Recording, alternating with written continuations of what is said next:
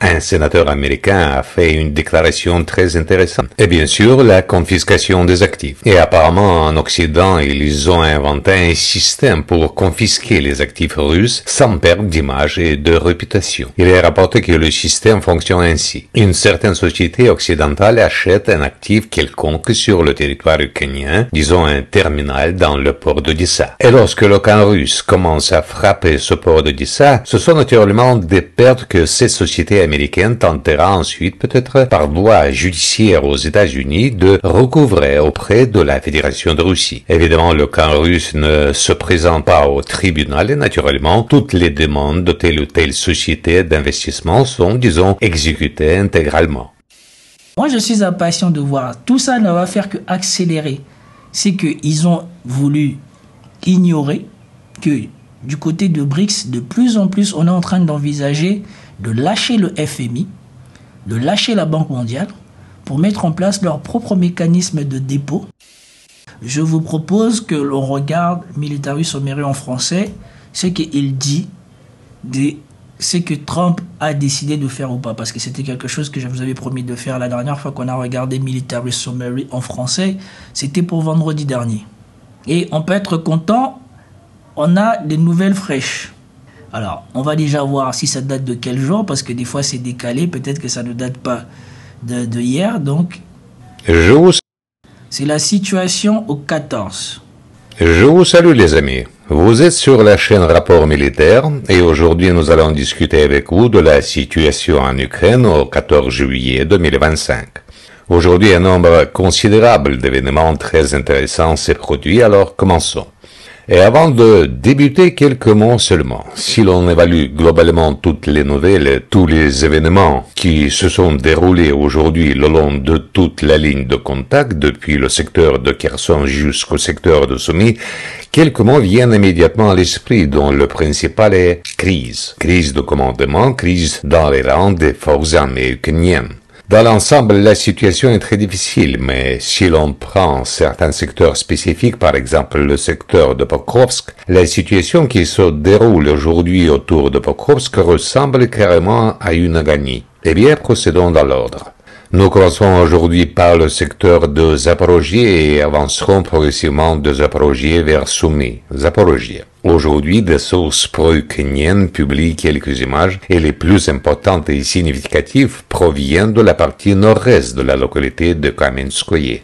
Sur ces images, nous pouvons observer des combattants russes qui nettoient un nouveau bâtiment, mais déjà à la périphérie nord-est même. Une seconde plus tard, un drone ukrainien frappe les positions supposées. Cet épisode s'est produit précisément à ce point et sur la base de ces images de contrôle objectif, nous réalisons un coloriage complet de Kamenskoye. Aujourd'hui, il existe déjà un nombre suffisant de preuves que la localité de Kamenskoye est passée sous le contrôle total et assuré des forces armées de la Fédération de Russie, y compris la périphérie la plus au nord. Actuellement, l'armée russe continue à avancer vers le nord, mais déjà sur le territoire du village de Plavny. En ce moment, des combats acharnés ont lieu dans la partie centrale de cette localité.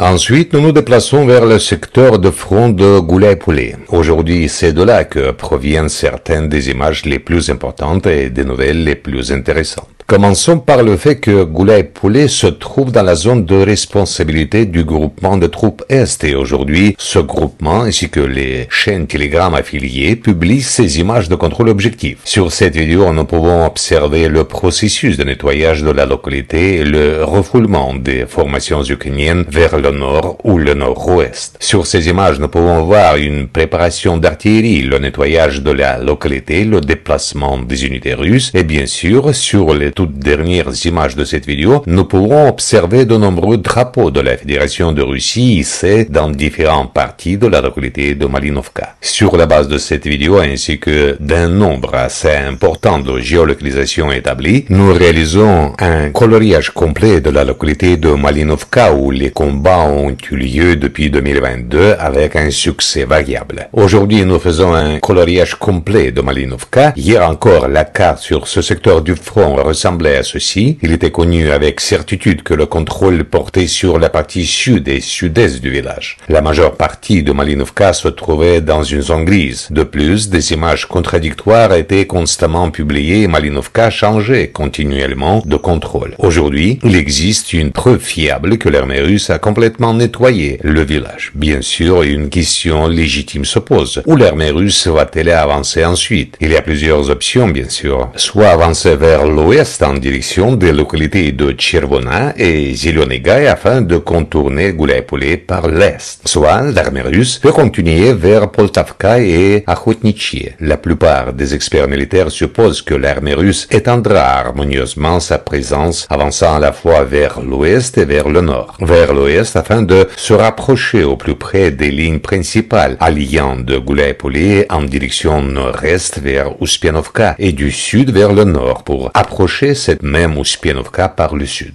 Ensuite, nous nous dirigeons vers le secteur de Dnipropetrovsk. Aujourd'hui, pour la première fois, il y règne un certain calme. Je vous rappelle que ces derniers jours, c'est précisément de là que provenaient les images les plus importantes de contrôle objectif et ce secteur s'est distingué par le rythme le plus. Donc ici, la chose qu'on peut dire, c'est que ce qu'on disait des Russes, c'est qu'eux-mêmes ils ont dit sur LCI, c'est que quand ils attaquent à un endroit, quand c'est bouché, ils attaquent à un autre. Quand c'est bouché, ils attaquent à un autre. On vous dit que les deux derniers endroits précédents qu'ils ont montrés, ça a avancé doucement. On ne savait pas qui avait pris le contrôle de quoi. Mais là-bas maintenant, ça a grandement avancé et on a bien vu que la Russie a pris l'avantage. Et maintenant ici, là où il y a 2 jours, on avait les principaux images des avancées russes qui étaient ici. Ici maintenant ça s'est calmé. Donc ils jouent au chat et à la souris avec les Ukrainiens et apparemment ça finit par payer. Puisque maintenant les Ukrainiens ils cèdent du terrain un peu partout. Donc c'est pour ça qu'on ne voit pas une avancée directe des Russes comme avant. Mais par contre, à chaque endroit, à chaque fois, toutes les semaines, il y a une avancée majeure russe à un endroit du front.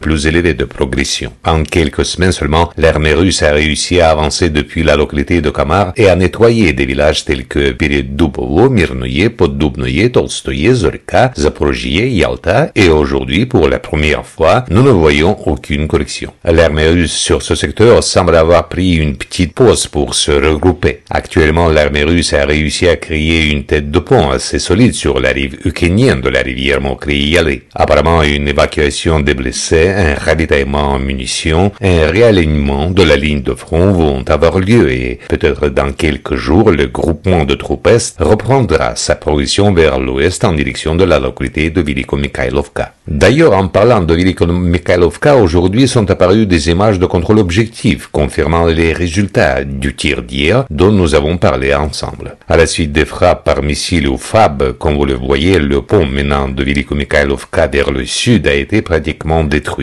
Ce pont et ce passage étaient utilisés par les unités des forces armées ukrainiennes pour soutenir leur garnison dans la zone d'offensive et dans la zone de responsabilité du groupement de troupes Est. Enfin, nous passons au secteur le plus important, le plus intéressant et le plus crucial du front, l'agglomération de Pokrovsk. Au début de la vidéo, je vous ai dit que tous les événements qui se déroulent aujourd'hui dans la région de Mirnograd et la situation générale autour du périmètre de l'agglomération de Pokrovsk ressemblent déjà à une agonie. Aujourd'hui, il y a un coloriage significatif sur la carte et tout indique que, apparemment, le flanc nord-est de toute l'agglomération de Pokrovsk, enfin tout le front de Pokrovsk, s'est effondré. Les forces armées ukrainiennes reculent sans possibilité de stabiliser la ligne de front. Avant de commencer, il faut vérifier et comparer la carte par date. Hier encore, nous pouvions observer ce tableau. Je vous rappelle qu'hier encore, le ministère de la Défense de la Fédération de Russie a annoncé dans un nouveau résumé que le village nommé Nikolaïevka est passé sous sous le contrôle total des forces armées de la Fédération de Russie. Hier, nous avions encore des doutes sur Nikolaïevka dont parlait le ministère de la Défense, car autour de Pokrovsk, il y en a au moins deux et une autre non loin d'ici, dans la région de Chassoyar. Mais la majorité des experts s'accordent à penser que c'est précisément cette Nikolaïevka située au sud de Novoïkonomichnoye qui a été nettoyée. Hier aussi, les premières nouvelles sont arrivées indiquant que l'armée russe est passée à une offensive à grande échelle, ce qui a permis de percer la ligne de front de Novoïkonomichnoye vers le nord en direction de Novotoritskoye. Mais aujourd'hui, des coloriages supplémentaires sont apparus. Et si l'on parle précisément du 14 juillet, aujourd'hui, absolument personne ne s'attendait à la manière ni à la profondeur avec laquelle il serait possible de percer la défense des forces armées ukrainiennes et de s'infiltrer profondément dans leur ligne défensive. Voici à quoi ressemble la carte aujourd'hui. Si nous regardons la carte, toutes les corrections ont été faites en fait selon les trois directions. La première direction est vers la localité de Krasny Liman ainsi que vers la localité de Rodinskoye. Le long de la ligne de ces flèches, un repère correspondant était effectué. Il y a aussi une progression et une correction sur la carte vers la localité de Fyodorovka. Il y a encore un coloriage sur la carte depuis la même localité de Mirnoye, Shevchenko 1 vers le nord-ouest en direction de la localité de Mayak. Eh bien, maintenant, arrêtons-nous un peu et plus en détail sur chacun de ces coloriages et essayons de comprendre pourquoi ces coloriages se sont produits. Commençons par la direction sud. Ici, il y a plusieurs géolocalisations. Commençons par la partie nord de Novoïkonomichnoye. Ces images ont été publiées par le camp ukrainien. Ici, nous voyons comment des commandes russes occupent un bâtiment. C'est précisément ce bâtiment que les soldats russes occupaient lorsqu'ils ont pris d'assaut la partie nord-est de la localité de Novoïkonomichnoye. Sur la base de ces images, nous faisons un coloriage de la partie nord. Un peu plus tard, les réseaux ukrainiens ont publié une autre vidéo. Ces images ont aussi été publiées aujourd'hui. Et ici, nous pouvons déjà observer le déplacement de saboteur russes dans les champs aussi profondément que possible vers Krasny Liman et plus au nord de Mirnograd. Ce sont des saboteurs russes errants que le camp ukrainien a commencé à frapper avec des drones FPV dès leur détection. Pendant cette vidéo, 2 épisodes ont été enregistrés. Dans un épisode, les unités russes se déplaçaient déjà pratiquement aux abords de la localité de Krasny Liman, dans la zone de Stavok-Markovo. Un autre épisode a été enregistré un peu plus à l'est, dans la zone de la localité de Razino. Sur la base de cette vidéo ainsi que des images de l'assaut de Novoïkonomichnoye, nous réalisons les coloriages correspondants. En réalité, c'est une progression assez profonde des unités russes. Apparemment, c'est précisément selon cette ligne que l'armée russe prévoit à terme de pénétrer sur le territoire de Krasny Liman et peut-être déjà sur le territoire de Krasny Liman de progresser vers Radunskoye afin de couper l'une des artères d'approvisionnement les plus importantes et principales de toute l'agglomération de Pokrovsk, la route 0515. Mais pour l'instant, cette route est encore assez loin, néanmoins le vecteur de progression est clair pour nous. Un peu plus au nord, plusieurs images ont été publiées depuis la zone de la localité de Fyodorovka. Sur cette vidéo, également publiée par le camp ukrainien, nous pouvons observer des frappes de drones FPV sur des soldats russes, des unités russes sur le territoire même du village, dans sa partie est. Un grand nombre d'épisodes, plusieurs géolocalisations ont été enregistrées. Une des frappes de drones FPV sur des positions russes a été enregistrée à ce point, dans la partie est de Fyodorovka, derrière un grand point d'appui. Sur la base de ces images, un coloriage correspondant est également effectué. Depuis la zone un peu plus au nord, des informations arrivent concernant des combats pour le territoire du village de Boykovka. Mais si l'on parle de ce village, cette information aujourd'hui était diffusée exclusivement par des services cartographiques pro-ukrainiens. Mais en tout cas, nous faisons le coloriage correspondant. Selon les cartographes pro-ukrainiens,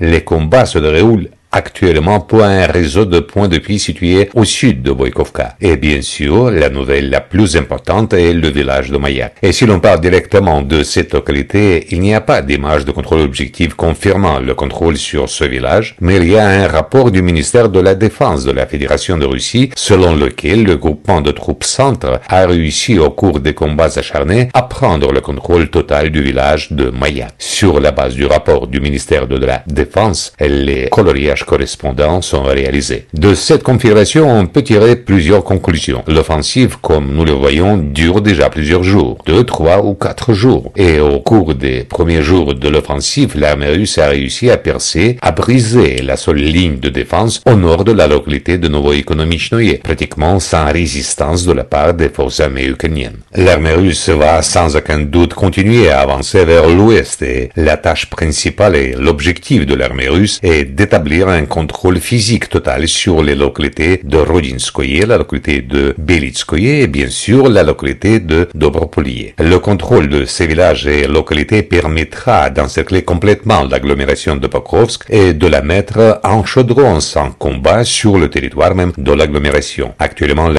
Voilà, une fois de plus, la réalité est têtue et nous voyons ici concrètement l'inverse de ce qu'ils nous ont dit tous les jours sur les plateaux télé. Ah, les Russes n'avancent pas, ah, les Russes et machin et tout ça là. Oui, sauf que pendant que eux ils parlent sur les plateaux télé, les Russes avancent, les Russes contournent et bientôt on vous dit que Pokrovsk va être étouffé alors qu'il y a 0 combat. Donc est-ce que les Ukrainiens vont rester enfermés dedans ou vont commencer à fuir? Et fuir par quel chemin? Puisque nous voyons bien que le chemin là, il s'est réduit de jour en jour. Du côté est, on sait déjà que la Russie avait beaucoup avancé. C'était du côté ouest ici là, que la Russie n'avait pas avancé. Et manifestement là, ils sont en train d'enfoncer les lignes ukrainiennes. Et les Ukrainiens ne reculent pas en ordre de bataille, ils reculent n'importe comment. Donc nous allons voir dans les jours qui viennent, ou d'ici la fin de la semaine, comment ça a évolué. Si d'ici la fin de la semaine, les Russes se sont rapprochés de des deux dernières villes, là, ou de deux villes qui sont derrière, eh bien, pour Pokrovsk ce tour-ci, la bataille qu'ils attendent, il n'y aura pas de bataille. Il y aura juste une session de Pokrovsk sans combat. Parce que je ne vois pas pourquoi les Ukrainiens qui resteraient dedans iraient risquer leur vie. Je pense que là, déjà, entre les désertions et les gens qui se rendent, bientôt l'Ukraine, on ne saura pas quoi dire pour les motiver encore à continuer cette guerre.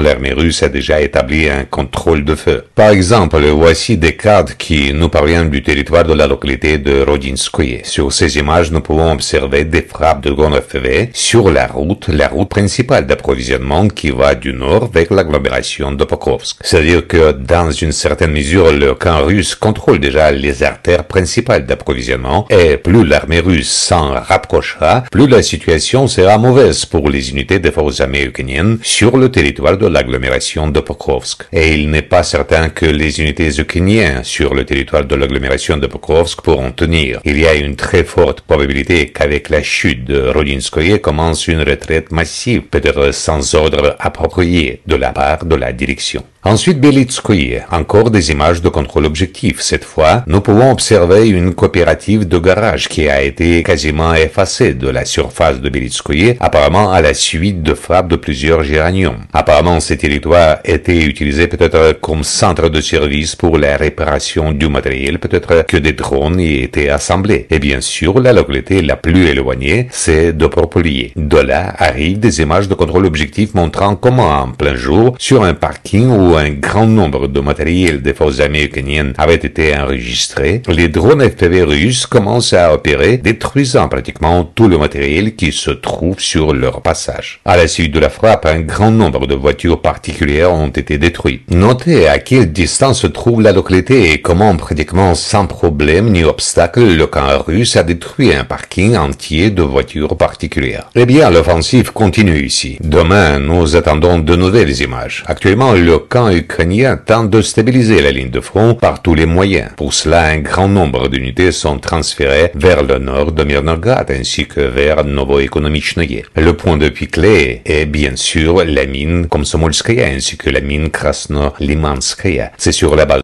Ah, vous ne savez pas ça. Peut-être que c'est ça qui motive Trump à s'agiter maintenant. Il y a encore des mines qui sont sur le point d'être perdues. Je vous ai montré la dernière fois que l'objet du contrat américano-ukrainien était justement la gestion future de ces mines. Mais plus ce conflit dure, plus la Russie prend les mines, plus l'Amérique se rend compte que voilà, l'argent qu'elle a déjà mis, c'est parti. Et l'argent qu'elle voudrait mettre ou l'argent qu'elle attend récupérer, probablement que sera aussi parti à ce rythme.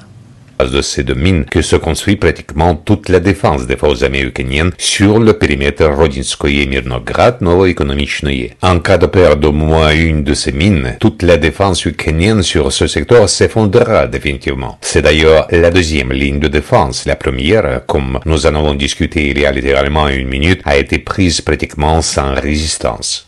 Ensuite, nous nous déplaçons vers le secteur de Konstantinovka où, en harmonie avec la direction de Pokrovsk, un mouvement a commencé en direction de Konstantinovka. Les sources rapportent que l'armée russe est arrivée tout près de la localité de Stepanovka qui se trouve le long de la route N32, mais disons du côté ukrainien de cette route. Nous voyons que les unités russes, peut-être avant le nettoyage final de Yablunovka, tenteront de percer la défense des forces armées ukrainiennes en direction de Stepanovka et peut-être essaieront de s'implanter sur le territoire de ce village, ce qui briserait effectivement la défense ukrainienne sur ce secteur et possiblement ouvrirait un certain espace pour une offensive vers la partie sud-ouest de Konstantinovka. Dans l'ensemble, nous voyons que le camp ukrainien ne parvient pas à gérer l'opération défensive dans cette direction. De plus, aujourd'hui ont commencé à arriver des images ainsi que des informations sur le nettoyage quasi complet d'une poche telle que la partie sud-est du réservoir de Klevambi. Certains cartographes pro-russes ont fait les coloriages correspondant à la zone de Novospaskoye et Shcherbinovka. Apparemment, dans les prochains jours, la poche au sud de Klevambi et Katerinovka passera également sous le contrôle total des forces armées de la Fédération de Russie et le camp ukrainien commencera à reculer plus au nord. Pour l'instant, les combats acharnés continuent ici. La Fédération de Russie resserre progressivement les taux. Des informations arrivent sur une progression dans la poche autour d'Alexandra Shultino et Belaya Gora. Si l'on parle de cette direction, l'armée russe utilise ici du matériel lourd. Sur ces images, nous pouvons observer la dernière version, disons, du char appelé Barbecue ou char tortue qui est renforcé, protégé, selon le dernier cri, disons, de la pensée militaire. Les sources ukrainiennes rapportent que pour arrêter ce char barbecue, tortue, Titan, Terminator et autres noms similaires, 60 drones ont été utilisés. Avec l'aide de 60 drones, le camp ukrainien a tenté de faire exploser ces tortues qui avançaient pratiquement sans ressentir aucune influence des drones ukrainiens.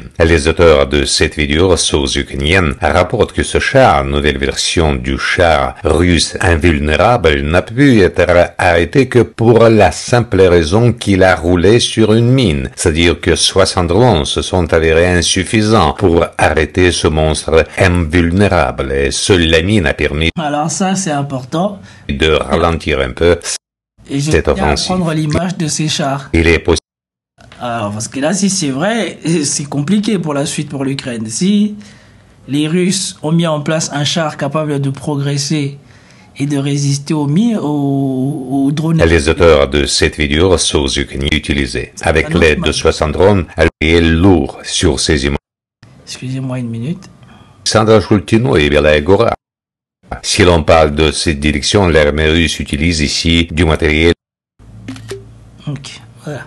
lourd sur ces images. L'Ukrainien a tenté de faire arrêter ce monstre invulnérable et seule la mine a permis de ralentir un peu cette offensive. Il est possible que les unités russes soient arrivées jusqu'à Alexandre Shultino sans éprouver aucun problème des frappes de drones FPV ukrainiens.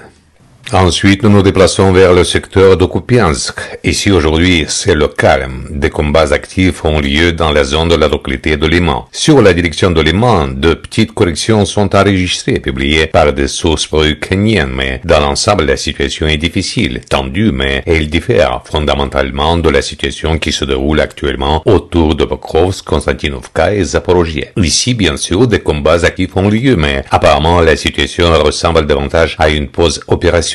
Bien que, de notre côté, je voudrais vous rappeler que si l'on parle directement de la direction de Kupiansk, l'armée russe progresse constamment ici, simplement pour une raison quelconque, le commandement de ce secteur est très avare en images de contrôle objectif et encore plus en images ou vidéos où l'on pourrait voir des soldats russes avec des drapeaux. Donc peut-être que l'offensive ici est encore plus féroce et disons à un rythme plus élevé que sur la direction de Pokrovsk, mais personne ne le sait. Si l'on parle de la partie nord-est de la direction de Kharkiv, les combats continuent. Dans la zone de Khatnié, les unités russes progressent progressivement, essayant d'élargir la zone de contrôle et de se connecter avec la tête de pont le long de la rivière Oskol.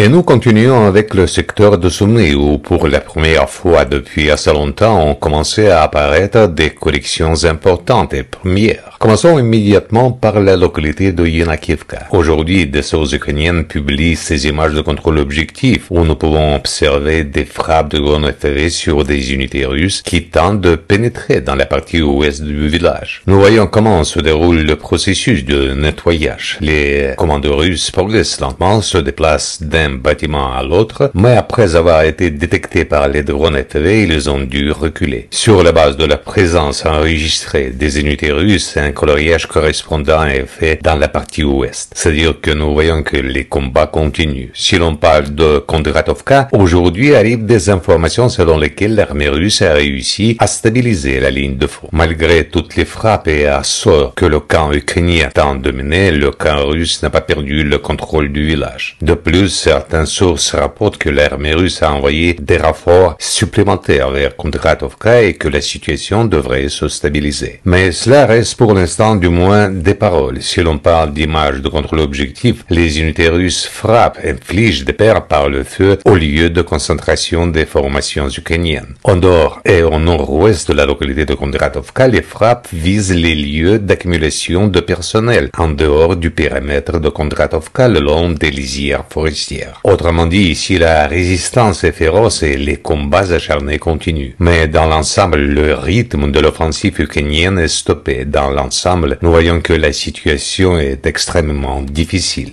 Je vous rappelle qu'aujourd'hui, le 14 juillet 2025, le président des États-Unis d'Amérique a promis... Voilà, on arrive à ce qu'on attendait. Bon, peut-être qu'ici, Trump n'avait pas encore parlé au moment où il a fait cette publication, mais ce qui est sûr, c'est qu'après, on va commenter la vidéo de LCI.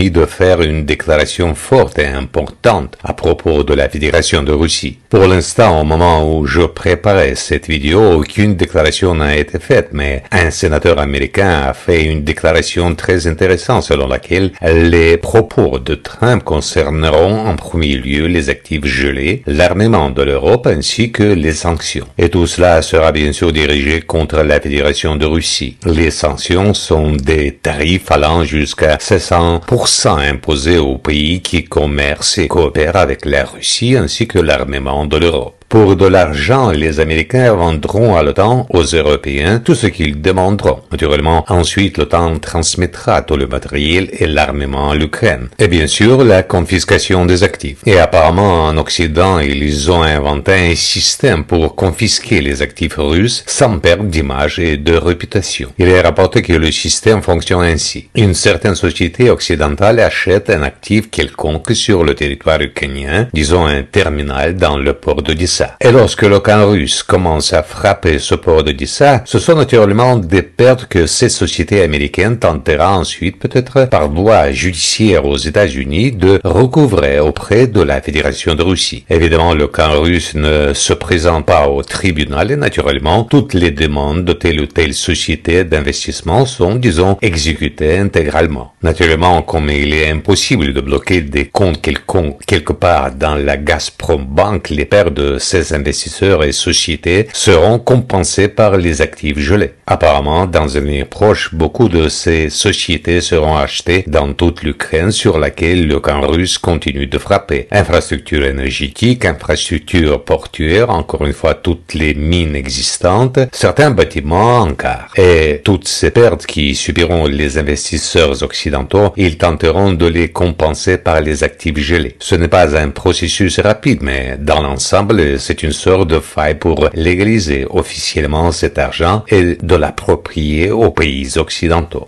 Voilà, ça c'est quelque chose qu'on n'a pas attendu dans les informations qui ont été dites.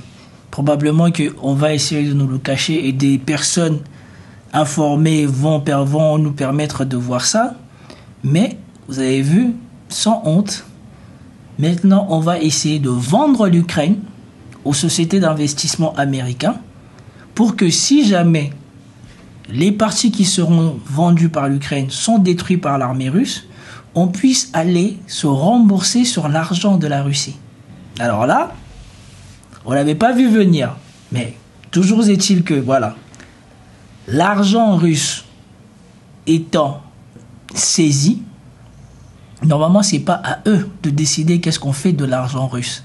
Que l'on sache les contentieux entre les Européens et d'autres pays ou entre les Américains et d'autres pays n'ont jamais justifié que certains pays s'approprient l'argent des Américains pour dire qu'on va le donner à notre compagnie.